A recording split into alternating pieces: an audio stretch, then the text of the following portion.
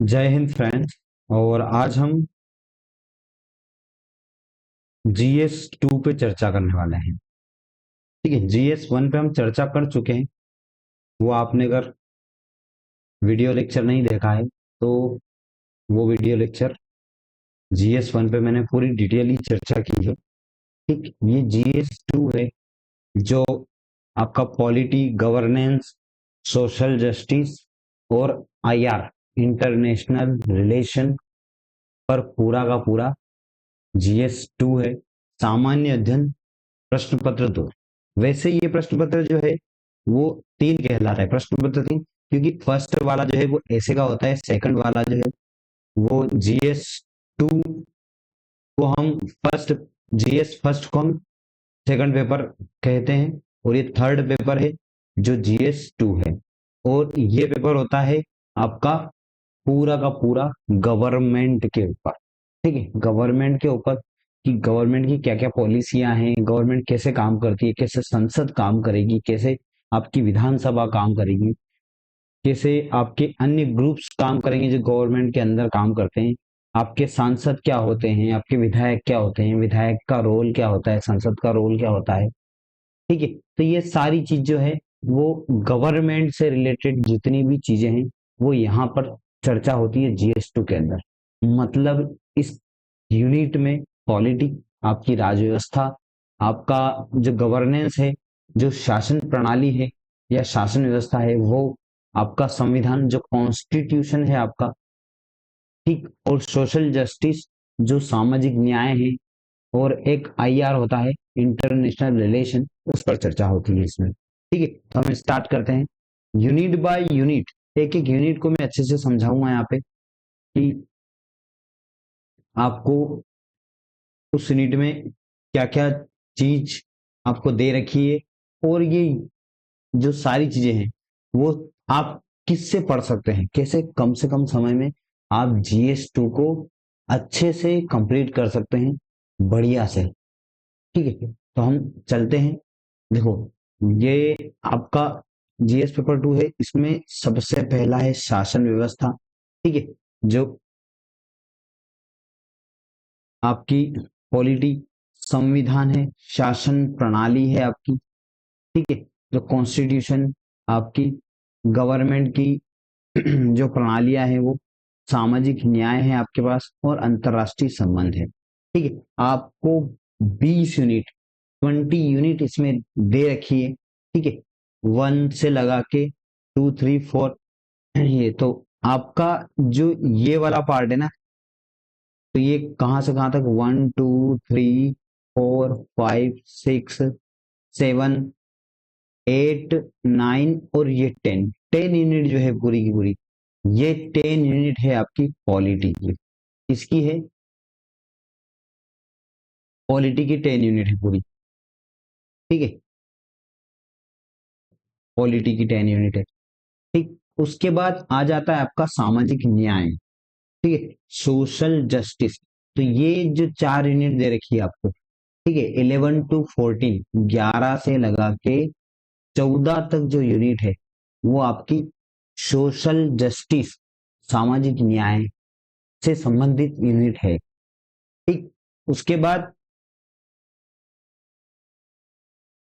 आप नीचे आ जाओ तो आपका ये 15 वाला, ये 16 वाला, ये दोनों गवर्नेंस से रिलेटेड यूनिट है आपकी।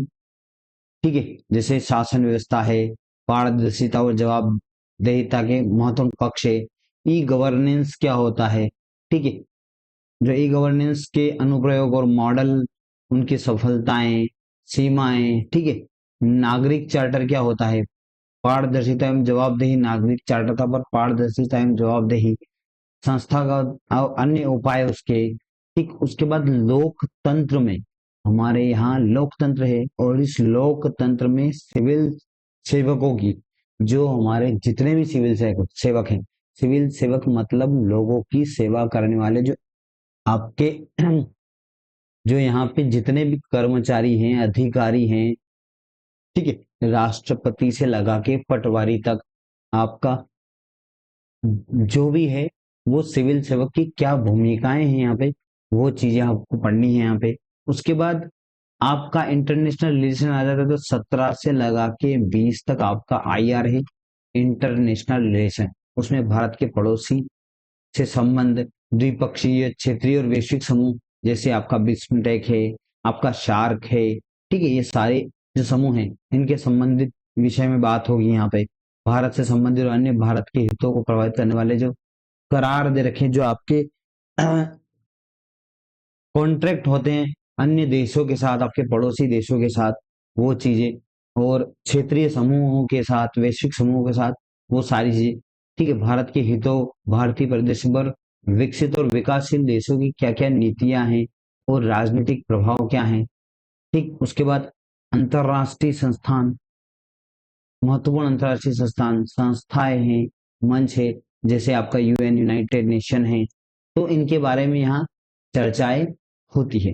तो हम इसको डिटेयली बहुत अच्छे से एक एक यूनिट को अच्छी बारीकी से समझेंगे कि क्या पूछ रखा है और आपको कहाँ से पढ़ना है, ठीक है। तो चलते हम फर्स्ट यूनिट से। देखो यहाँ पर शासन व्यवस्था आपसे दे रखा है, संविधान दे रखा है, शासन प्रणाली दे रखा है, सामाजिक न्याय मतलब सोशल जस्टिस, और आईआर मतलब इंटरनेशनल रिलेशन, अंतरराष्ट्रीय संबंध। इसमें पहली यूनिट है आपकी, ये पहली यूनिट, और ये है पॉलिटी की यूनिट, ठीक है।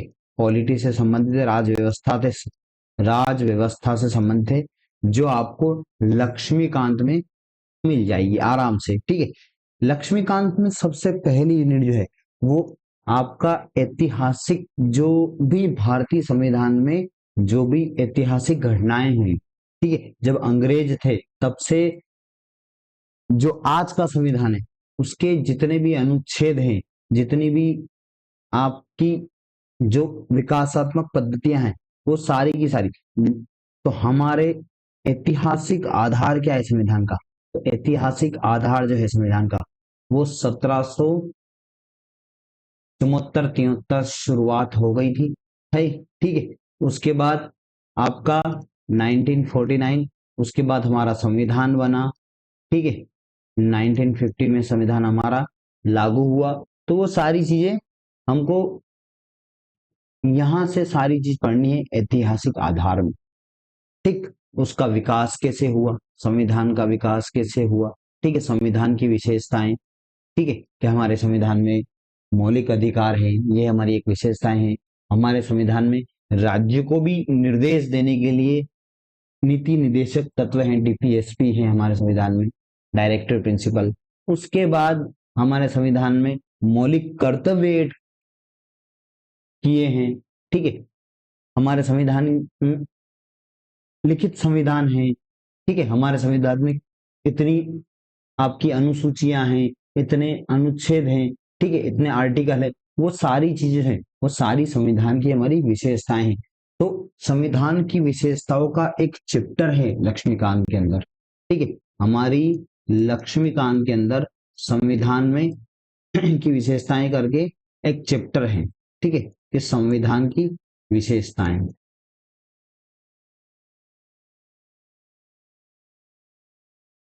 ठीक। और उन विशेषताओं पर उसमें आलोचना भी दी गई कि संविधान जो है वो विशालकाय है, ठीक है। वो सही से एक जो आम आदमी है वो सही से संविधान को समझ नहीं सकता है। संविधान बहुत ही ज्यादा हमारा टफ लिखा हुआ, उसमें जो है वो एक आम आदमी समझ नहीं सकता है, क्योंकि उसको उस वक्त के इतने पढ़े लिखे लोगों ने बनाया है, इतना क्लिष्ट बना दिया उसको, इतना, तो वो आसानी से हम उसको समझ नहीं सकते हैं।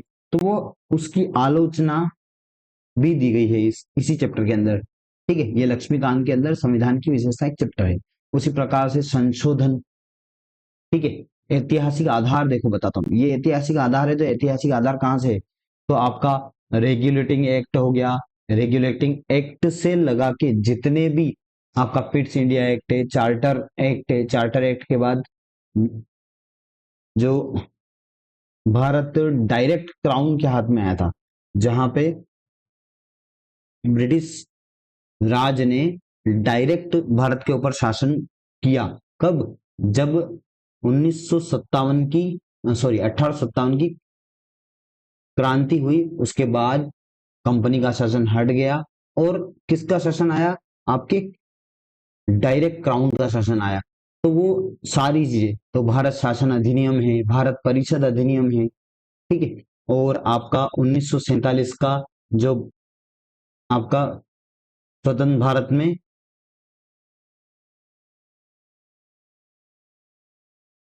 जो भी अधिनियम बने आपके, जो संविधान बना आपका, वो सारी चीजें है वो ऐतिहासिक आधार के अंदर आ जाती है। उसके बाद आपका संशोधन, जितने भी संशोधन हुए अभी तक, कितने संशोधन हो गए हैं?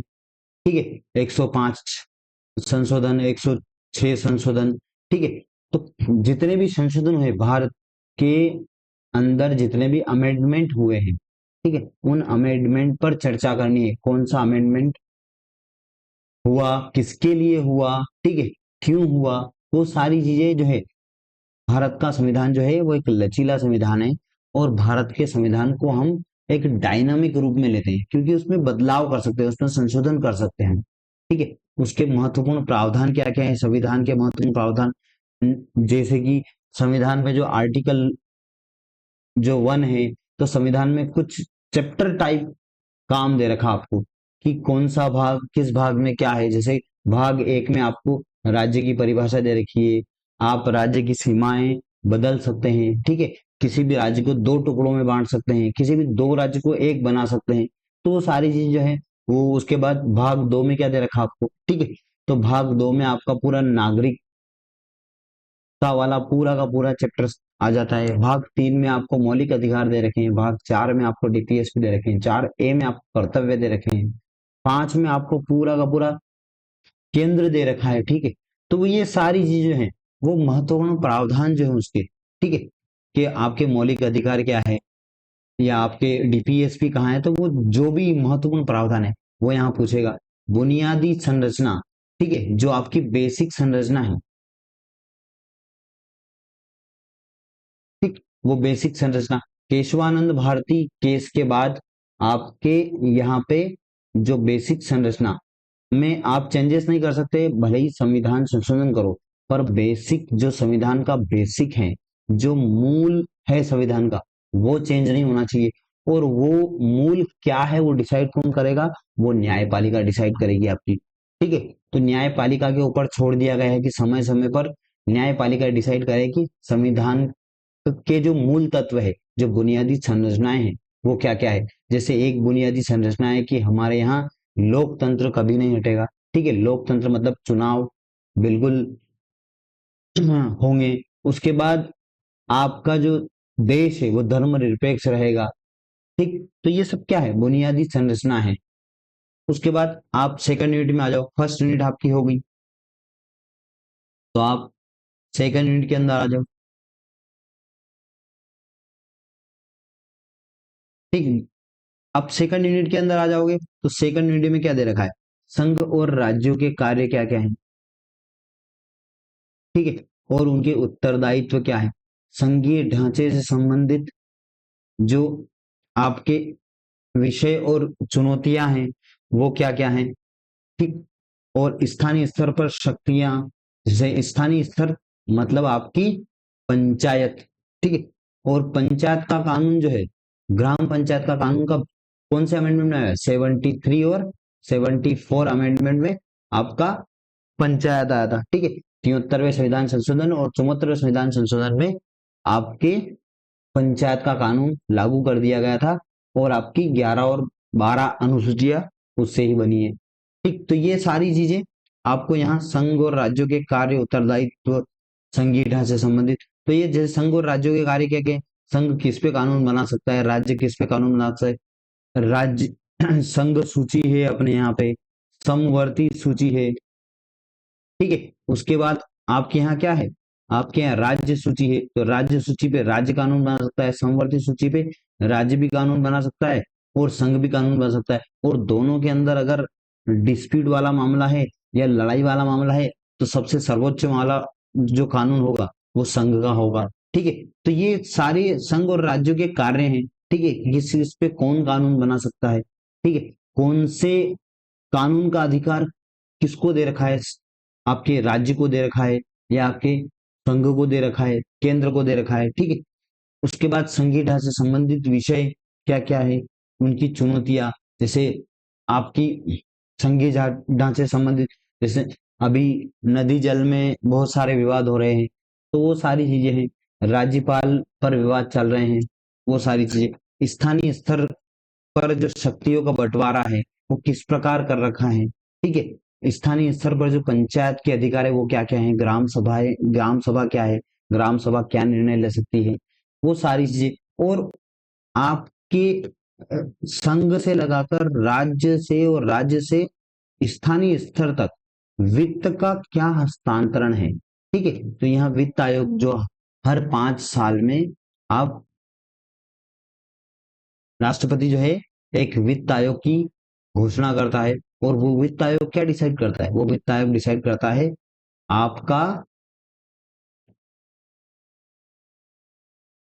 वो वित्त आयोग डिसाइड करता है आपका वित्त, कि आपको केंद्र से कितना पैसा मिलेगा, ठीक है। जैसे ये केंद्र है और ये आपका यूपी है, ये आपका एमपी है, ये आपका पंजाब है, तो किस किस को कितना पैसा देना है, ठीक है, वो सारी चीज कौन डिसाइड करेगा, वो सारी चीज डिसाइड करेगा वित्त आयोग,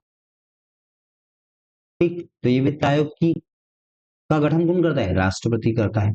तो ये सारे वित्त के हस्तांतरण जो है और उनके बीच जो चुनौतियां हैं वो सारी चीज आपको इस यूनिट में पढ़नी है। तो यूनिट 2 भी आपकी यहाँ पे आराम से आपको समझ आई होगी।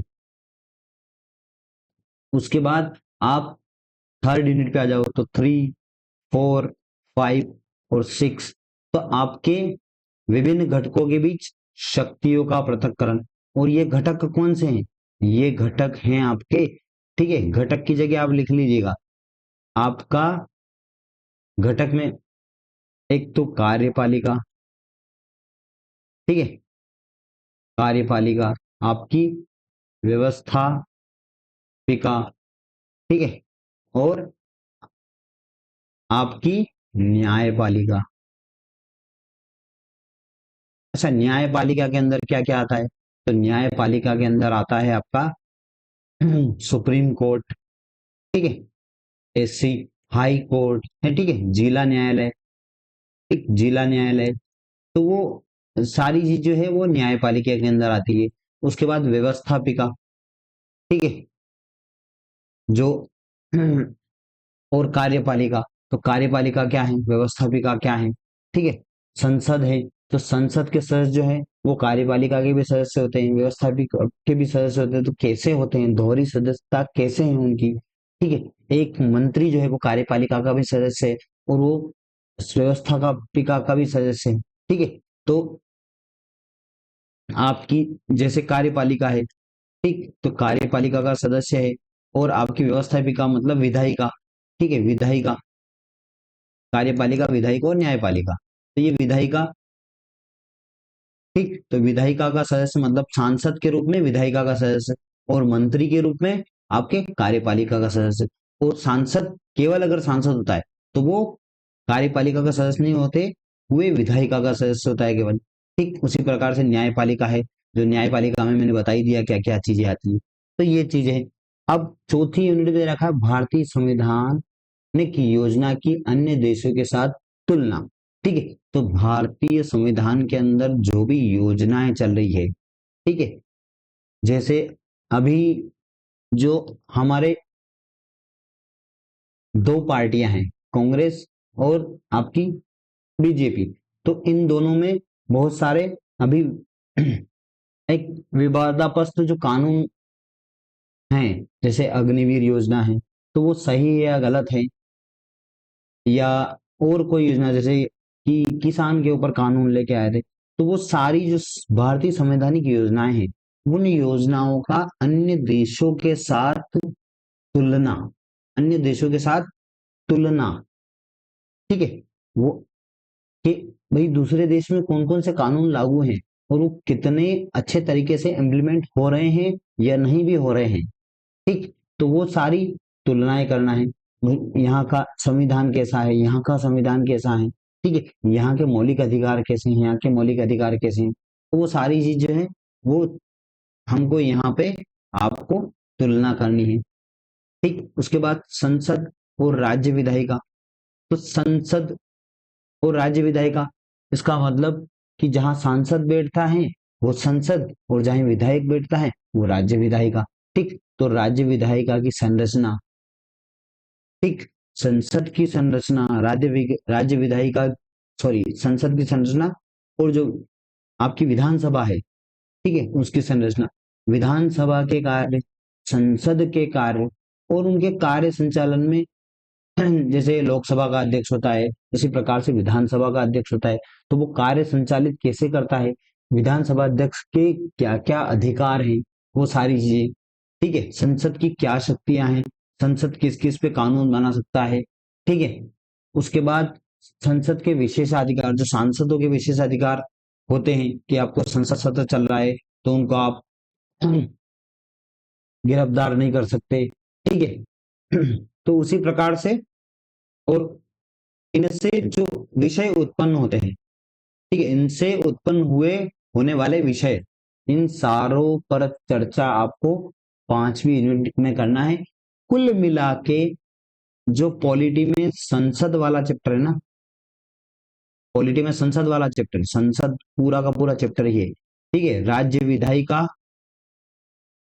पूरा पूरा पूरा चैप्टर ये, ठीक है, तो ये संसद और राज्य विधायिका है। तो ये संसद में संरचना भी दे रखी है, संसद के कार्य भी दे रखे हैं, संसद में कितने सदस्य हुए वो भी दे रखे हैं, संसद के कार्य कैसे, जैसे शून्यकाल है तो संसद की कार्यप्रणाली कैसे संचालित होती है वो सारी चीज दे रखी है। संसद में आपके संसद का जो अध्यक्ष होता है वो भी दे रखा है। संसद में कितने सदन होते हैं, तो संसद में 2 सदन होते हैं, राज्यसभा होता है और आपका लोकसभा होता है, और एक और होता है राष्ट्रपति। तो संसद के कितने पार्ट है, 3 पार्ट है, ठीक है, 2 पार्ट नहीं है संसद के, 3 पार्ट है। कौन कौन से, एक आपका राष्ट्रपति है, एक आपका राज्यसभा है, और एक आपका लोकसभा है। तो लोकसभा का अध्यक्ष होगा तो राज्यसभा का सभापति होगा, राज्यसभा का सभापति कौन होगा, उपराष्ट्रपति, ठीक है। तो इस टाइप से ये सारी चीजें, संसद है और राज्य विधायिका है, ये सारी आपका पूरा का पूरा पॉलिटी के अंदर पूरा चैप्टर दे रखा है, उसमें पढ़ोगे उसमें सारी चीज आ जाएगी। ठीक, उसके बाद कार्यपालिका, ठीक है, और न्यायपालिका, इन दोनों की संरचना, कार्यपालिका और न्यायपालिका की संरचना। कार्यपालिका में कौन सबसे प्रमुख कौन होता है, कार्यपालिका, कार्यपालिका का बॉस होता है आपका राष्ट्रपति, और न्यायपालिका का बॉस होता है आपके सुप्रीम कोर्ट का मुख्य न्यायाधीश। ठीक, तो इन दोनों की संरचना कैसे बनी है, तो आपके सुप्रीम कोर्ट वाला चैप्टर है, हाई कोर्ट वाला चैप्टर है, आपका जिला न्यायालय वाला चैप्टर है, अधीनस्थ न्यायालय वाला चैप्टर है, आपकी मुंसिफ कोर्ट वाला चैप्टर है। तो सारे चैप्टर्स आपको पॉलिटी के अंदर दिए गए हैं, वहां से आप बढ़िया तरीके से पढ़ सकते हो, ठीक है। लक्ष्मीकांत में पॉलिटी के अंदर सारे चैप्टर दे रखे हैं आपको। उसके बाद संगठन, ठीक है, और आपके यहाँ पे संगठन और कार्य, सरकार के मंत्रालय और विभाग, जैसे वित्त मंत्रालय, वित्त मंत्रालय है आपका, आपका स्वास्थ्य मंत्रालय है, आपका कृषि मंत्रालय है।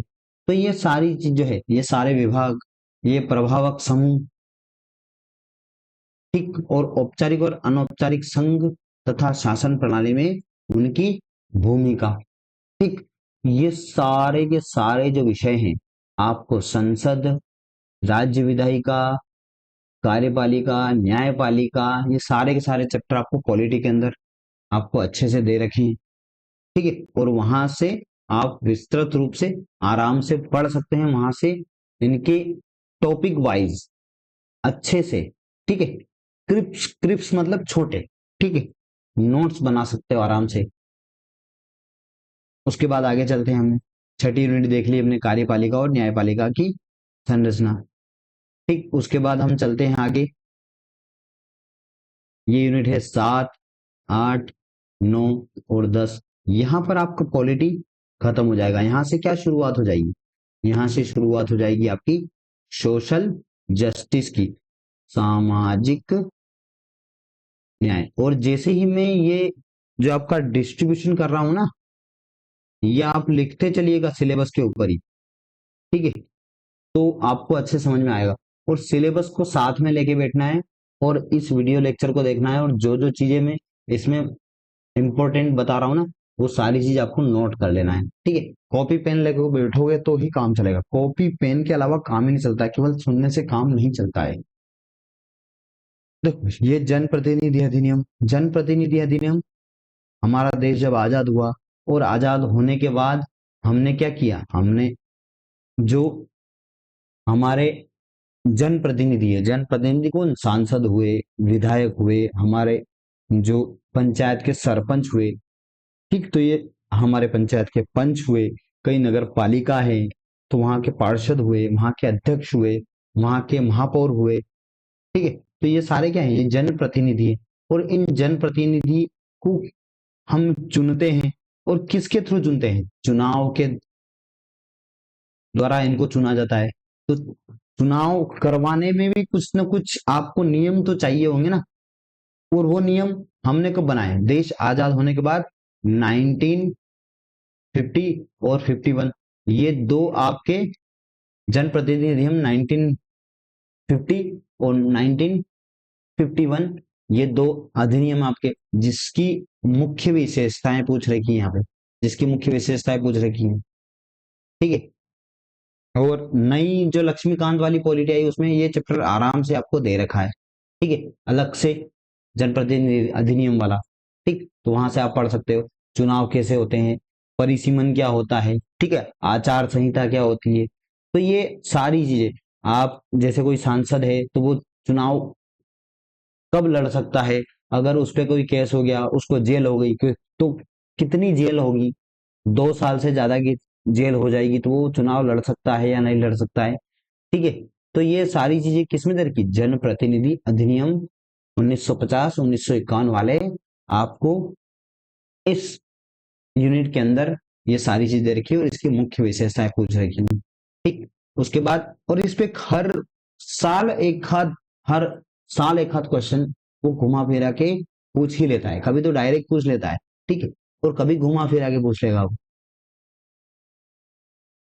ठीक। अब देखो 8वीं यूनिट है विभिन्न संवैधानिक पदों पर नियुक्तियां, ठीक, तो हमारे यहाँ कई सारे संवैधानिक पद है, ठीक है, जैसे हमारा महाधिवक्ता है, महान्यायवादी है, ठीक है, हमारे अन्य पिछड़ा वर्ग आयोग के जो अधिकारी हैं, तो अन्य पिछड़ा वर्ग आयोग है, एसटी एससी आयोग है हमारा, ठीक है, वित्त आयोग है। तो ये सारी चीज क्या है, ये सारी चीज जो है वो संवैधानिक पद है, और उन पद की नियुक्तियां कैसे होती है, ठीक है, और उनको कैसे हटाया जा सकता है, विभिन्न संवैधानिक जो निकायों की क्या क्या शक्तियां हैं, ठीक है, विभिन्न संवैधानिक निकाय, तो निकाय कौन कौन से हुए, यही संवैधानिक निकाय, जितने भी आपके चुनाव आयोग हुआ, आपका यूपीएससी है, ठीक है, तो ये सारे संवैधानिक निकाय हैं। और संवैधानिक निकाय की शक्तियां पूछ रखी इसने, तो कार्य पूछ रखे हैं, उत्तरदायित्व पूछ रहे हैं, क्या क्या उत्तरदायित्व है।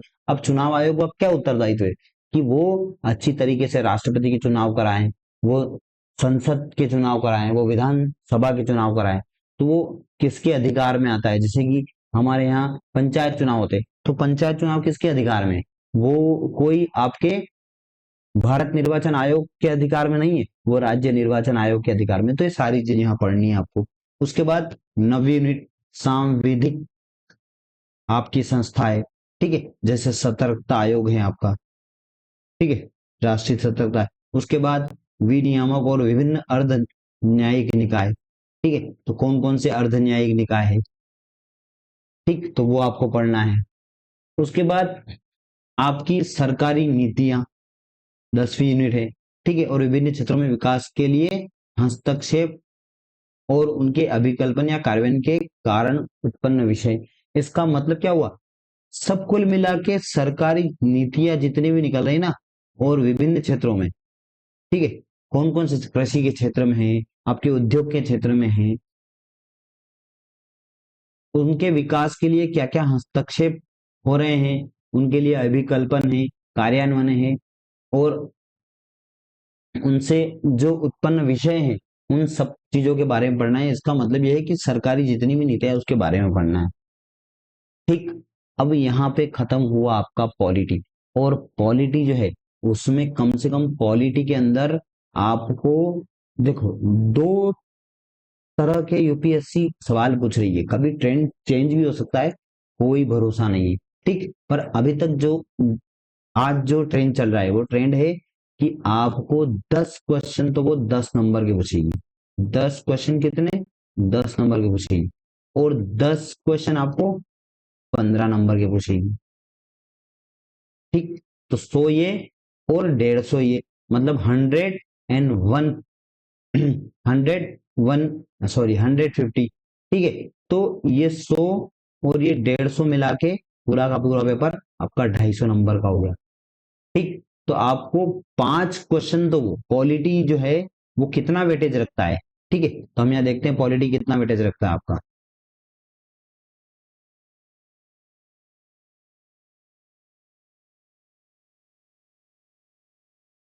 पॉलिटी, आप पॉलिटी को अच्छी तरीके से कहाँ से पढ़ सकते हो पॉलिटी को? लक्ष्मीकांत में। ठीक है। कुछ कुछ यूनिट तो लक्ष्मीकांत में आपको डायरेक्टली दे रखी सारी चीजें, कुछ डायरेक्टली मिल जाएगी, कुछ इनडायरेक्ट मिल जाएगी। ठीक है। तो लक्ष्मीकांत सबसे पहले बुक कौन सी आपकी? लक्ष्मीकांत। ठीक। और यहाँ पॉलिटी से आपके जीएस 2 में कितने क्वेश्चन आते हैं? तो 5 क्वेश्चन तो आपके 10 नंबर के पूछेगा वो। 5 क्वेश्चन तो वो 10 नंबर के पूछेगा। ठीक। 5 क्वेश्चन तो वो 10 नंबर के पूछेगा। और 5 क्वेश्चन वो 15 नंबर के पूछेगा। 5 क्वेश्चन 10 नंबर के हो गए, मतलब कितने हो गए ये? 50 नंबर के। ठीक। और ये पूछेगा वो, तो ये 75 नंबर के, मतलब 75 नंबर ये हो गए। और 50 नंबर ये हो गए। 50, 75, 120। तो ये 250 में से आधा पेपर तो ये हो गया। आधा पेपर पॉलिटिक्स से पूछेगा, आधा और बाकी है आपका, वो भी देख लेते हैं हम। ठीक। तो यहां से स्टार्ट हो रहा हमारा 11वीं यूनिट से आपका सोशल जस्टिस। और 4 यूनिट है इसमें टोटल सोशल जस्टिस के अंदर। ठीक। तो हम देख लेते हैं उसको फटाफट अच्छे से। देखो यहाँ पे आपका विकास, देखो ये 11 यूनिट है। और 11 यूनिट में क्या दे रखा है? विकास प्रक्रिया और विकास उद्योग। ठीक है। तो आपके जितने भी गैर सरकारी संगठन है, एनजीओ है, ठीक है, गैर सरकारी संगठन मतलब आपके एनजीओ, ठीक है, नॉन गवर्नमेंटल जो ऑर्गेनाइजेशन है वो, ठीक है, स्व सहायता समूह, एस SHG, ठीक है, ये सेल्फ हेल्प ग्रुप बोलते हैं इनको, है ना? सेल्फ सेल्फ हेल्प ग्रुप, ठीक है, सेल्फ हेल्प ग्रुप। ठीक। तो ये आपके ग्रुप्स हो गए। तो ये स्व सहायता समूह है। विभिन्न समूह और संघ, दानदाताओं, लोकोपकारी संस्थाएं, संस्थागत एवं अन्य पक्षों की भूमिका। मतलब ये जितने भी सरकार के अलावा जितने भी संगठन चल रहे हैं, जैसे कई सारे संगठन जो है पर्यावरण के ऊपर काम कर रहे हैं, कई सारे संगठन जो है वो जनसंख्या के ऊपर काम कर रहे हैं, कई सारे संगठन जो हमारे न्यूज जो अ, आपके जो गरीबी के ऊपर काम कर रहे हैं। तो ये सारी चीज, सारे जो संगठन है, जो गैर सरकारी संगठन है, जो आपके स्व सहायता समूह है, स्व सहायता समूह जैसे महिलाओं के लिए, बच्चों के लिए बहुत सारे स्व सहायता समूह चल रहे हैं। ठीक है। वो स्व सहायता समूह के बेस पे महिलाओं को जॉब देते हैं। जैसे अ, एक कंपनी चल रही है जैसे SHG की, स्व सहायता समूह की, और उस कंपनी में कपड़े बनते हैं। और वहाँ केवल महिलाओं के लिए वो, आप वहाँ जॉब ले सकते हो। तो महिलाएं वहाँ सिलाई मशीन के थ्रू कपड़ों का काम करने जाती है। तो ऐसे कई सारे समूह हैं और उन समूह पर बात करनी है इस यूनिट पे, 11 यूनिट में। ठीक है। ये सोशल जस्टिस का काम करते हैं। ठीक है। सामाजिक न्याय का काम करते हैं। और सामाजिक न्याय के लिए ये सुप्रीम कोर्ट में, आपकी हाई कोर्ट में आवाज उठाते हैं। तो इनके बारे में पढ़ना है आपको। और ये आराम से ये सारी चीज जो है ना, ये सारी चीज देखो मैंने पढ़ी कहाँ से, मैंने कहाँ से पढ़ी थी, मेरा एक्सपीरियंस बताता हूँ, ठीक है, कि मैंने कहाँ से पढ़ी थी। तो मैंने पढ़ा था इसको विजन के नोट्स से, ठीक। तो आप विजन का वैल्यू एडेड मटेरियल उठा सकते हैं और वहां से आप खुद के नोट्स बना सकते हैं। देखो मैंने विजन के नोट्स लिए, विजन के नोट्स लिए और विजन का ही करंट अफेयर 365 में 665 और आपका मंथली मैगजीन वाला उठाया और वहां से मैंने सेल्फ नोट्स बनाए थे, ठीक है, मेंस के लिए सेल्फ नोट्स बनाए हैं, ठीक। तो ये चीजें आप भी कर सकते हो। क्या क्या लेना है आपको, विजन का वैल्यू एडेड मटेरियल लेना है, ठीक है, विजन आईएएस का, और आपको उसी की जो मेंस 365 आती है वो उठानी है, केवल दो ही उठा लोगे काम चलेगा, ठीक है, एक ये और एक ये। और इससे जितने भी टॉपिक है, इन टॉपिक्स पे जितने भी करंट अफेयर आए हैं, जितने भी जो उनकी परिभाषाएं हैं, वो सारी चीज के आप मेंस के लिए नोट्स बना लो, ठीक है, बहुत अच्छा रहेगा आपके लिए। एक एक पॉइंट के लिए एक एक यूनिट पे नोट्स होना चाहिए आपके, ठीक। आगे बढ़ते हैं हम, ठीक है। देखो यहाँ पे जितने भी संवेदनशील वर्ग हैं, ठीक है, उनके लिए जो कल्याणकारी योजनाएं निकाली जाती हैं, ठीक है, जैसे गरीब है आपके, मजदूर हैं, जैसे जो कि बस्तियों में रहने वाले लोग हैं, जितने भी अति संवेदनशील वर्ग के लोग हैं, उनके लिए जितनी भी कल्याणकारी योजनाएं निकाली जाती हैं, ठीक है, केंद्र राज्य द्वारा जनसंख्या के अति संवेदनशील वर्ग जो है, उन संवेदनशील एसटी एससी जो शेड्यूल्ड ट्राइब है, उन शेड्यूल्ड ट्राइब में क्या क्या योजनाएं चल रही, तो उन योजनाओं के कार्य, उनका निष्पादन कैसे हो रहा है, वो कैसे इम्प्लीमेंट की जा रही है, ठीक है। और जो अति संवेदनशील वर्गों के लिए जो रक्षा के उपाय हैं, उनकी बेहतरी, उनको और अच्छा कैसे किया जाए, ठीक है, तो वो चीजें, ठीक है, उनके लिए गठित तंत्र, विधि, संस्थान, निकाय, इन सारों पे बात करना है आपको। और ये सारे जो मैंने विजन का वैल्यू एडेड मटेरियल बताया है उसमें आराम से मिल जाएंगे आपको, ठीक है। आपको स्वास्थ्य पे बात करना है, आपको शिक्षा पे बात करना है, आपको मानव संसाधन जो ह्यूमन रिसोर्सेस हैं, ठीक है, हमारे भारत के अंदर बहुत जनसंख्या है, पर हमारे भारत में एक अपॉर्चुनिटी है, ठीक है, कि हमारे भारत में ह्यूमन रिसोर्सेस हैं, ठीक है। जैसे एक भारत और एक चीन की तुलना की जाए, तो चीन में जो है इतना सामान चीन से वो इतना सामान बना क्योंकि वहां ह्यूमन रिसोर्सेस की कमी नहीं है, ठीक है, वहां पे सब जो मजदूर या सब जो काम करने वाले हैं वो वेल एजुकेटेड है, और सभी लोग जो है वो अच्छे से काम करते हैं, इसलिए वहां से चीजें जो है वो ह्यूमन रिसोर्सेस के कारण बहुत सस्ती मिल जाती है, ठीक है, इसलिए चीन आगे है, ठीक। इसी प्रकार भारत भी बहुत सारे जो ऐसी योजनाएं चलाकर, बहुत सारी ऐसी चीजें लाकर अब मानव संसाधन पे भी काम कर रहा है, ठीक है। अब उसके बाद संबंधित सामाजिक क्षेत्र सेवाओं से विकास, संबंध सॉरी संबंधित सामाजिक क्षेत्र और सेवाओं के विकास और प्रबंधन से संबंधित विषय, ठीक है।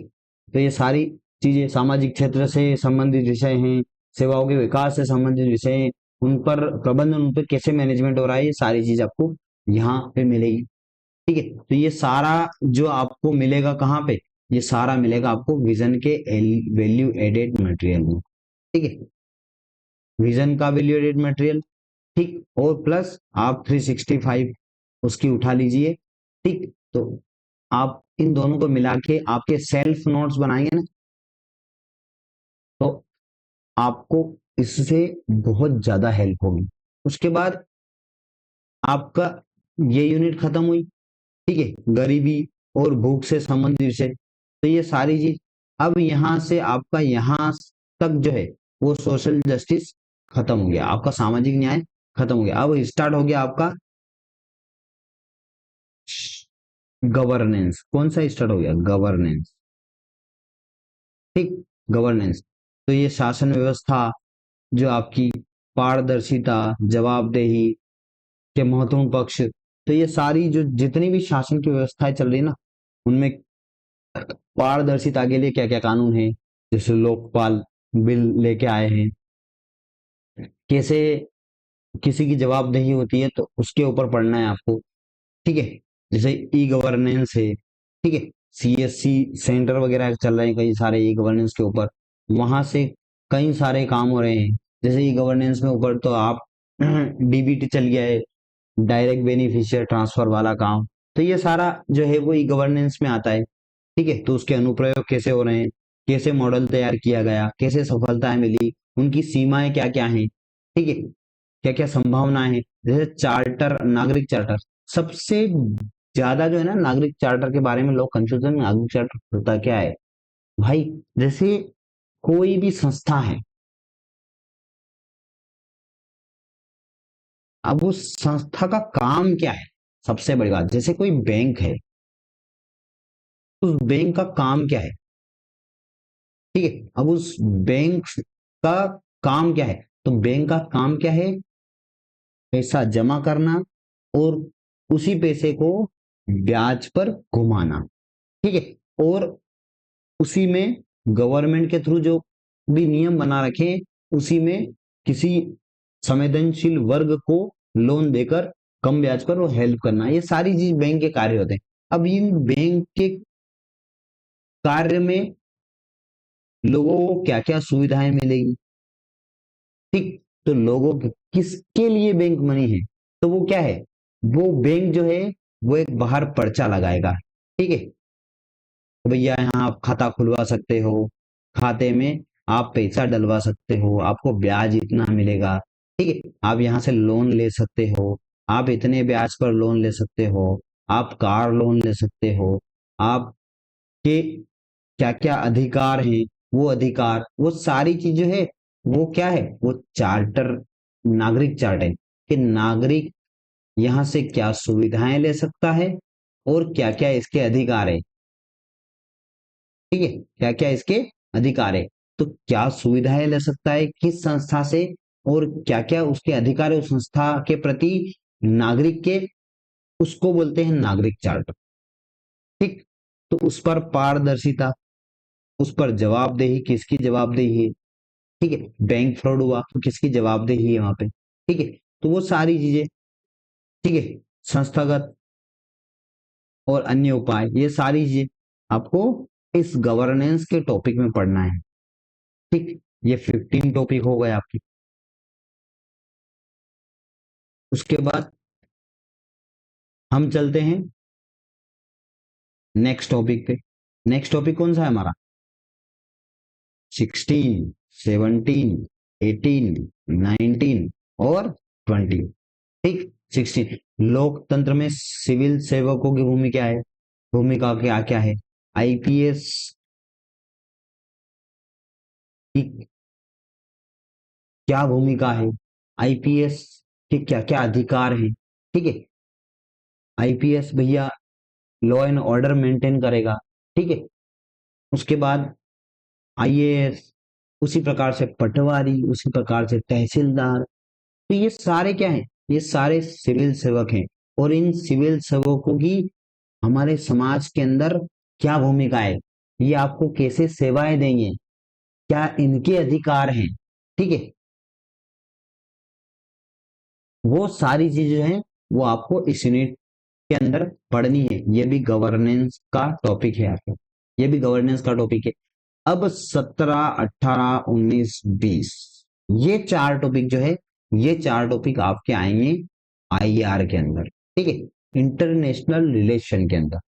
इंटरनेशनल रिलेशन मतलब कि आपके यहाँ पे अगर 200 देश हैं और आपका देश अगर भारत देश है, तो आपके देश के अन्य देशों के साथ कैसे संबंध है, ठीक है।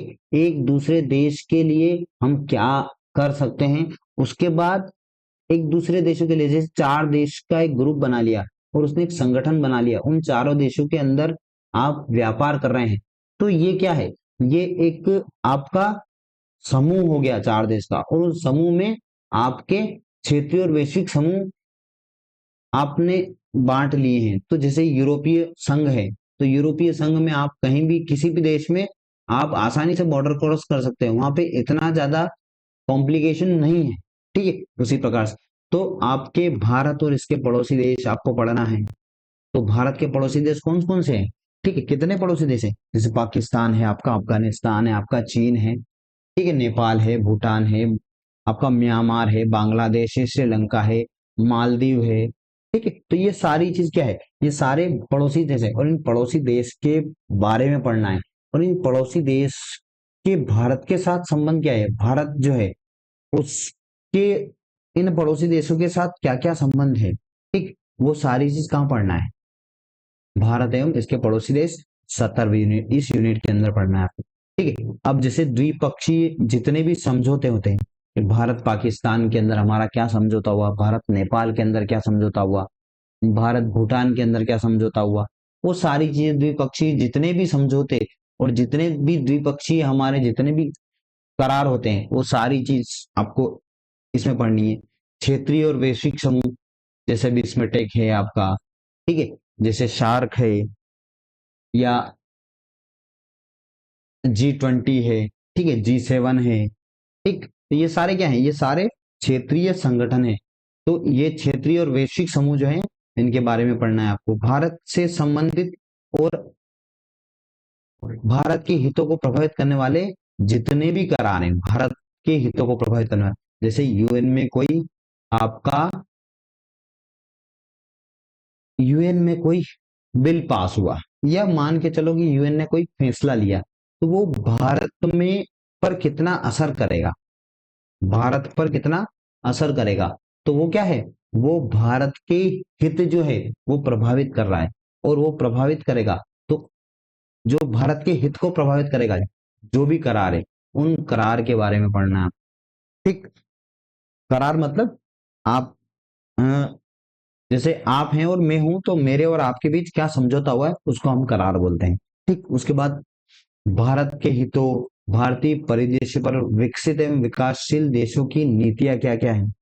ठीक है, हम अन्य देशों की नीतियां, जैसे यूरोपीय संगठन है तो वहां कैसे व्यापार होता है, जैसे चीन है तो वहां कैसे व्यापार होता है। तो चीन ने जैसे कि अ, अमेरिका ने और चीन के विवाद चल रहा है, और अमेरिका ने चीन की जितनी भी सामग्री है वो अमेरिका में बैन कर दी है, तो उससे हमारे देश के ऊपर क्या प्रभाव पड़ेगा, उन उनकी नीतियों से हमारे देश के अंदर क्या क्या प्रभाव पड़ेगा, वो सारी चीज आपको भारत के हित पर क्या चीज जो है वो प्रभाव डालेगी, उन चीजों के बारे में इसको इसको पढ़ना है। जैसे भारतीय परिसर विकसित और विकासशील देश की जो नीतियां है ना, और राजनीतिक प्रभाव जो है, वो सारी चीज आपको इसमें पढ़ना है। ठीक है, और आपकी जितनी भी अंतरराष्ट्रीय संस्था है, जैसे यूएन है आपका, ठीक है, नाटो है, ठीक है, अंतरराष्ट्रीय संस्थाएं, मंच है, ठीक है, उनकी संरचना कैसे है, अधिदेश, ये सारी चीजें पढ़ना है। मतलब हमारा जो सारा का सारा सिलेबस 1 से लगा के 20 तक, 1 से लगा के 20 तक सारा सिलेबस मैंने अच्छे समझाया। ठीक है, आपका 1 से देखो लास्ट लास्ट में हम समझ लेते हैं कि आपका 1 से लगा के 10 तक, मतलब फर्स्ट यूनिट से लगा के 10 यूनिट तक क्या है आपकी पॉलिटी है। ठीक है, 11 टू 14 ये 4 यूनिट जो है, 11 12 और 13 14, ये 4 यूनिट आपकी सोशल जस्टिस की, सामाजिक न्याय। ठीक है, ये सामाजिक न्याय और ये राज व्यवस्था है। ठीक है, हिंदी में अगर कहूं तो उसके बाद 15 और 16 जो यूनिट है, ठीक है, वो आपकी गवर्नेंस की है। ठीक है, उसके बाद 17 18 19 और 20, ये चारों यूनिट जो है आपकी, वो चारों यूनिट जो है, वो चारों यूनिट का ही की है, वो आईआर, इंटरनेशनल रिलेशन की, अंतरराष्ट्रीय संबंध की। ठीक, तो ये आपने पूरा का पूरा यहाँ सिलेबस अच्छे से डिस्क्राइब किया। और आप पढ़ का ही सकते हो, देखो ये आप लक्ष्मीकांत से पढ़ सकते हो, ये आप जो विजन का वैल्यू एडेड मटेरियल है, ठीक है, वैल्यू एडेड मटेरियल है, उससे पढ़ सकते हो। इसके साथ प्लस कर सकते हो आपको विजन की 365, और उससे नोट्स, देखो ये चीजें पढ़ना है ना, पढ़ लो, आप पढ़ लो, कोई कोई समस्या नहीं। पर इससे आपके जो जितने भी टॉपिक दे रखे हैं ना आपके मेंस के सिलेबस के अंदर, जो भी टॉपिक है, उन टॉपिक पे आप नोट्स बनाओ, सेल्फ नोट्स, और उन नोट्स को पढ़ो बार बार, ना कि ये चीज आप देखो। और यहाँ पे पढ़ के उसके बाद जितने भी पीवाईक्यू हैं, है ना, पीवाईक्यू, उन पीवाईक्यू को सॉल्व करने की कोशिश करो, उन इंट्रो, ठीक है, आपका बॉडी, आपका कंक्लूजन, ये तैयार करने की कोशिश करो, ठीक है, पीवाईक्यू के ऊपर। ठीक, टूटा फूटा ही करो, आधा नंबर है इतना भी करो, पर स्टार्ट तो करो कम से कम।